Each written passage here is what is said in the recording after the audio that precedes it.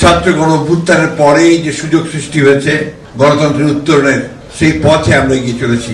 জনগণের আকাঙ্ক্ষাকে ধ্বংস করার জন্য বিভিন্ন রকম চক্রান্ত সৃষ্টি করা হচ্ছে।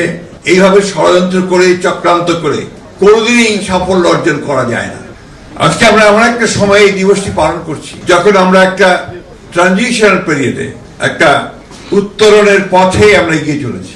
অর্থাৎ একটা ছাত্র গণঅভ্যুত্থানের পরেই যে সুযোগ সৃষ্টি হয়েছে গণতন্ত্রের উত্তরণের, সেই পথে আমরা এগিয়ে চলেছি।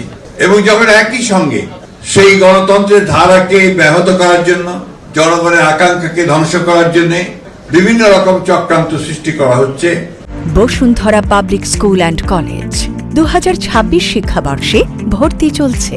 তখনই আজকে প্রায় 54 বছর পরে আমরা এই দিনটি আবার পালন করছি, প্রতি বছরের মতো। এই 1971 সালের 14 ডিসেম্বর পাক হানাদার বাহিনী, তাদের সঙ্গে তাদের পাকিস্তানের পক্ষে যারা আদর্শগত ভাবে ছিল এবং যারা এই দেশের সকল মেধাবী, বুদ্ধিজীবী, সাহিত্যিক, কবি, বিশ্ববিদ্যালয়ের অধ্যাপক, প্রকৌশলী, চিকিৎসক, তাদেরকে বেছে বেছে হত্যা করে বাংলাদেশকে ভবিষ্যতের জন্য মেধাহীন করে দেওয়ার জন্য একটা চক্রান্ত করেছিল।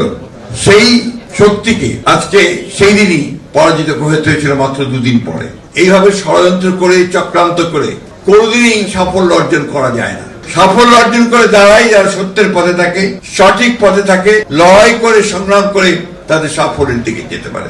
কোন রকম চক্রান্তের কাছে মাথা নত না করে, কোন রকম ষড়যন্ত্রের কাছে মাথা নত করে, অতীতে যেভাবে আমরা সমস্ত চক্রান্তকে নস্যাৎ করে দিয়েছি জনগণের ঐক্য দিয়ে, আজকে আবার সেই দিন উপস্থিত হয়েছে জনগণের মধ্যে ঐক্য সৃষ্টি করে আসন্ন নির্বাচনকে আমাদের জনগণের যে আকাঙ্ক্ষা, একটা গণতান্ত্রিক বাংলাদেশ, একটা উদারপন্থী গণতান্ত্রিক বাংলাদেশ, জনগণের স্বপ্নের বাংলাদেশ, শহীদ জিয়াউর রহমানের স্বপ্নের বাংলাদেশ, দেশনেত্রী বেগম খালেদা জিয়ার স্বপ্নের বাংলাদেশ, তারেক রহমানের 31 দফার বাংলাদেশ, সেই বাংলাদেশ যেন আমরা নির্মাণ করতে পারি।